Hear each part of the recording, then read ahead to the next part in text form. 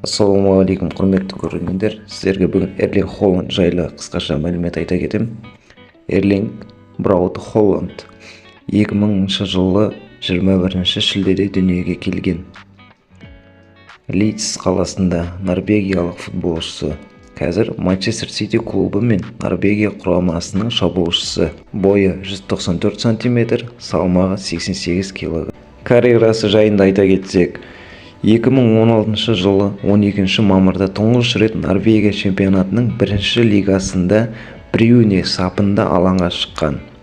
2017 жылы ақпан айында Молде клубымен келісімшарт жасасты. 4 маусымда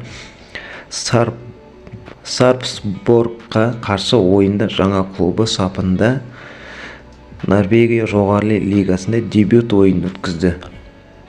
2018 жылы 19 тамызда Red Bull Salzburg клубымен келісімшарт жасасып, 2019 жылғы 1 қаңтардан бастап осы команда сапында ойнайтын болды.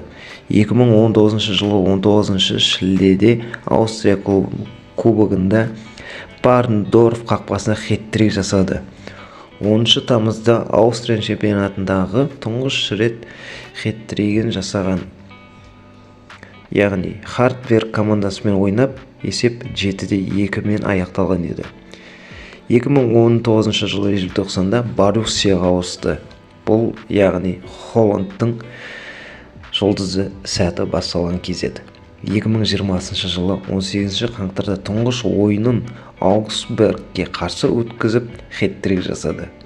2022 жылы Манчестер Сити клубына ауысты. 30 шілдеде Эрлинг Ливерпульге қарсы Англия суперкубогында дебют голын жасады. 7 тамызда Премьер-лигада дебютті Вест Хэм Юнайтедке қарсы ойында алаңға шықты. 2 гол соқты. 27 тамызда Англия чемпионатындағы Кристал Пэласке қарсы матчта 2 таймда алғашқы хет-тригін 19 минуттың ішінде жасады. Бүгінге осы. Қош, сау болыңыздар. Келесі видеоны жіберіп алмаңыздар.